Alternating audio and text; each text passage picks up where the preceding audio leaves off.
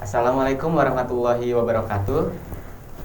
Bertemu lagi dengan saya Heru Mahmud, mahasiswa PLSP Geografi UPI Bandung tahun 2020 dalam acara video pembelajaran Assalam Education.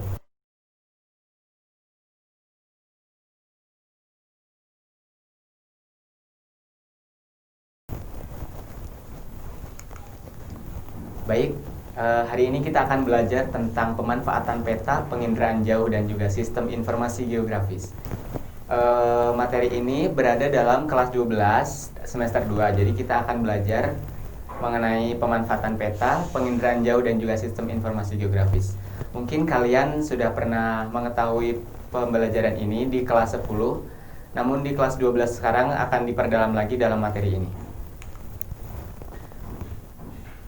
Yang pertama kita akan mengetahui apa itu peta. Jadi pengertian peta di sini adalah gambaran permukaan bumi yang diperkecil sesuai dengan skala dan juga diberi tulisan serta simbol-simbol. Dalam gambar sudah tertera dan juga mungkin kalian sudah mengetahui akan pengertian itu. Selanjutnya ini akan ada interpretasi peta, yaitu bagaimana kita dalam membaca dan juga memahami peta.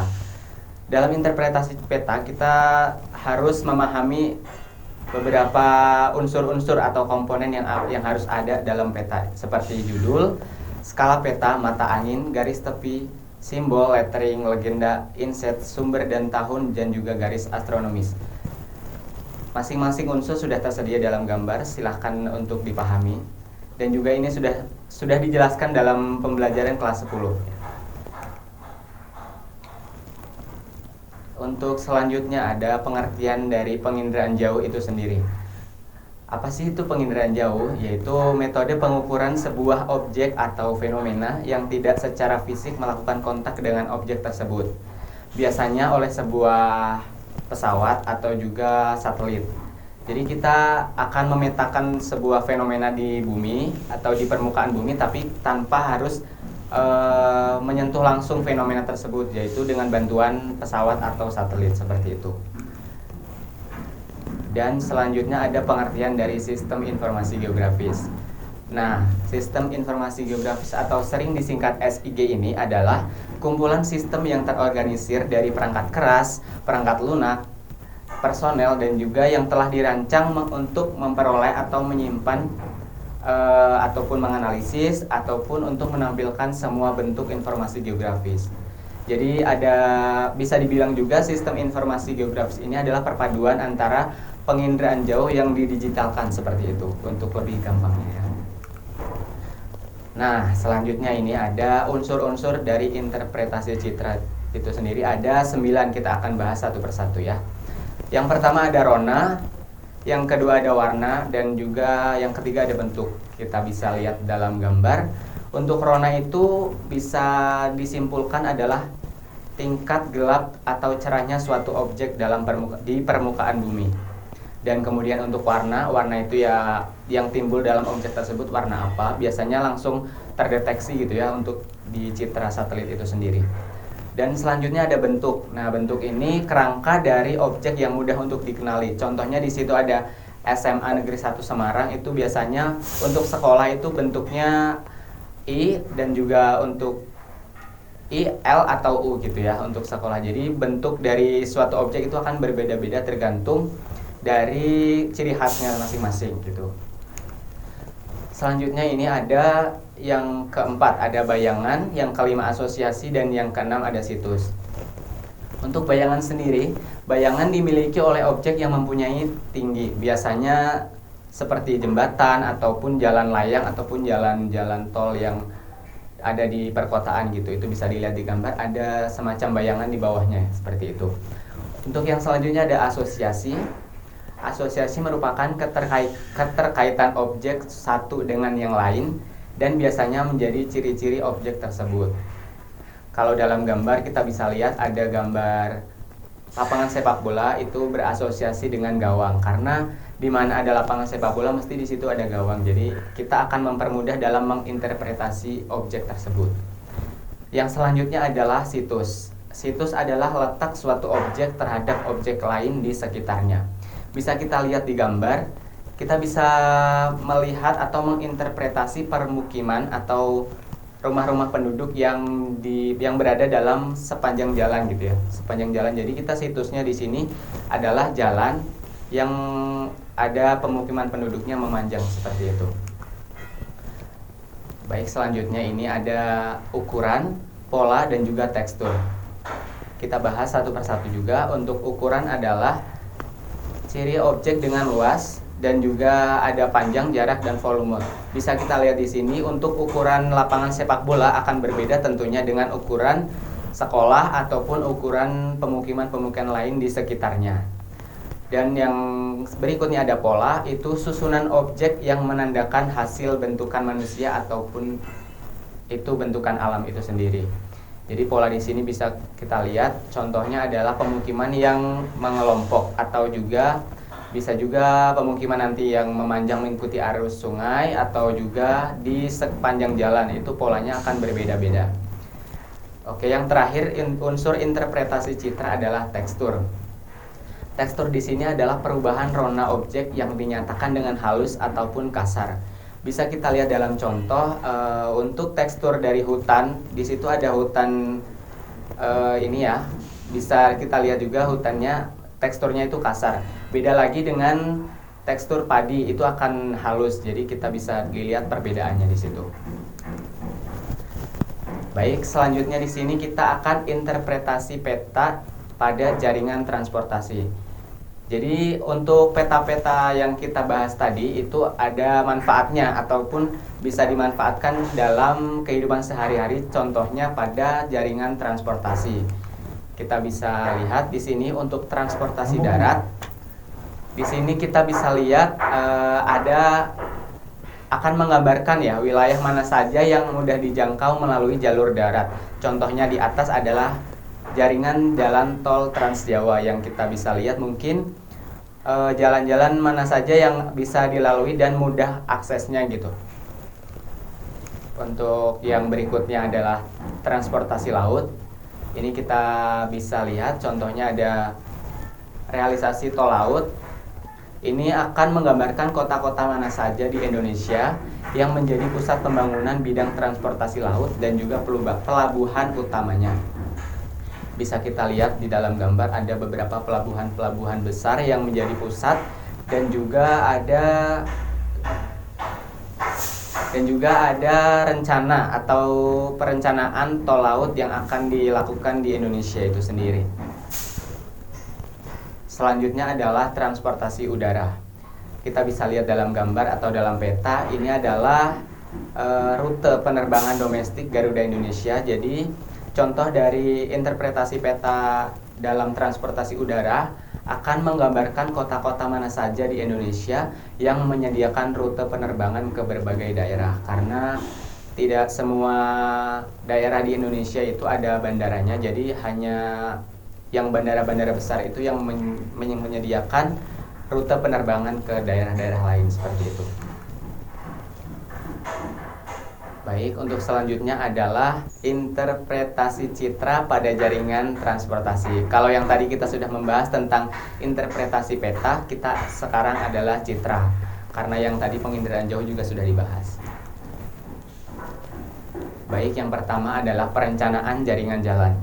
Bisa kita lihat di sini adalah perencanaan jalan tol Yogyakarta-Bawen.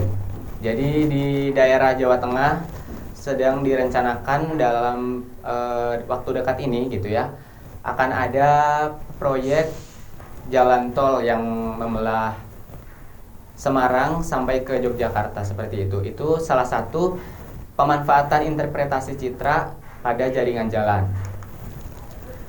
Lalu yang kedua adalah perencanaan jalur rel kereta. Jadi bisa dilihat di dalam gambar itu, dalam citra kita bisa memanfaatkan atau bisa mengetahui jalur kereta yang pantas untuk dilalui gitu ya. Dan juga cocok berdasarkan kemiringan lereng, berdasarkan topografi dan sebagainya seperti itu. Lalu selanjutnya adalah perencanaan bandar udara. Dalam gambar adalah ilustrasi atau desain dari gambar. Dalam gambar merupakan desain dari New Yogyakarta International Airport yang ada di Kulon Progo dan sekarang sudah terbangun dan sudah beroperasi. Ini adalah salah satu contoh interpretasi citra untuk perencanaan bandar udara. Oke, selanjutnya adalah interpretasi citra pada tata guna lahan. Setelah tadi kita mengetahui tentang pemanfaatan citra terhadap jaringan transportasi, citra juga bermanfaat terhadap tata guna lahan atau penggunaan lahan di sekitar kita juga. Bisa kita lihat di sini. Yang pertama adalah pemetaan penggunaan lahan. Interpretasi citra untuk mengetahui apakah lahan sesuai dengan peruntukannya. Bisa kita lihat di dalam gambar. Di situ ada lahan untuk perkebunan, lahan untuk sawah, dan juga lahan untuk permukiman. Itu akan beda-beda juga dan juga sesuai untuk peruntukannya atau tidak. Jadi kita dengan citra akan bisa melihat apakah lahan tersebut sesuai dengan peruntukannya atau tidak, seperti itu. Lalu yang kedua adalah kajian lahan pertanian. Bisa kita lihat di dalam gambar. Di sini ada citra pertanian ya. Kalau dari warna dan juga rona, di sini warnanya bisa kita lihat hijau dan juga ronanya ada juga yang gelap, ada yang terang, dan teksturnya bisa dilihat halus. Jadi dapat dipastikan bahwa citra tersebut adalah citra pertanian. Nah, penentuan area yang tepat untuk lahan pertanian harus memperhatikan beberapa faktor seperti kemiringan lereng, kondisi tanah, dan juga ketersediaan air yang ada di daerah tersebut. Untuk yang selanjutnya adalah kajian lahan hutan. Interpretasi citra juga bermanfaat untuk mengkaji lahan hutan. Apakah lahan hutan itu mengalami kerusakan atau misalkan seperti penggundulan hutan, kebakaran hutan, dan juga dapat dimanfaatkan untuk perlindungan flora fauna yang ada dalam hutan tersebut, seperti itu. Untuk selanjutnya adalah kajian lahan pemukiman. Dalam gambar kita bisa lihat proyek Citarum Harum, atau dalam gambar tersebut kita bisa lihat pemukiman yang ada di sekitar Citarum Harum itu sendiri. Kajian lahan pemukiman dimanfaatkan untuk mengkaji persebaran pemukiman, kepadatan pemukiman, pola pemukiman elit ataupun pemukiman kumuh seperti yang ada dalam gambar ya.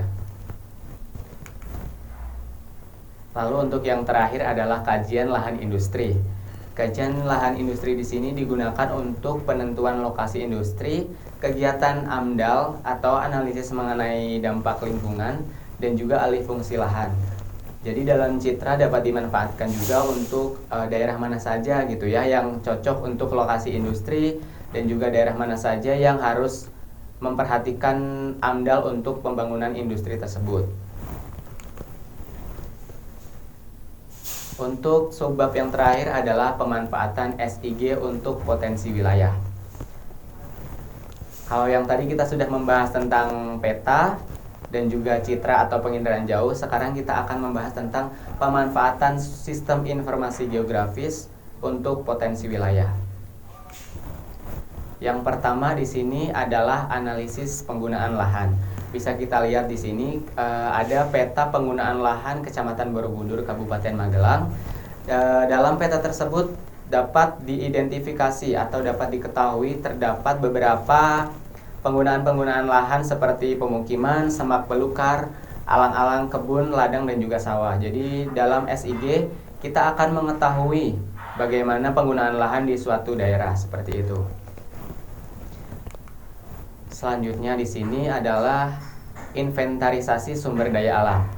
Selain dalam penggunaan lahan, SIG juga dapat dimanfaatkan untuk mengetahui potensi atau persebaran sumber daya alam yang ada di Indonesia, serta sikap kita sebagai manusia Indonesia gitu ya, untuk masyarakat Indonesia untuk mengkonservasi atau menjaga sumber daya alam tersebut.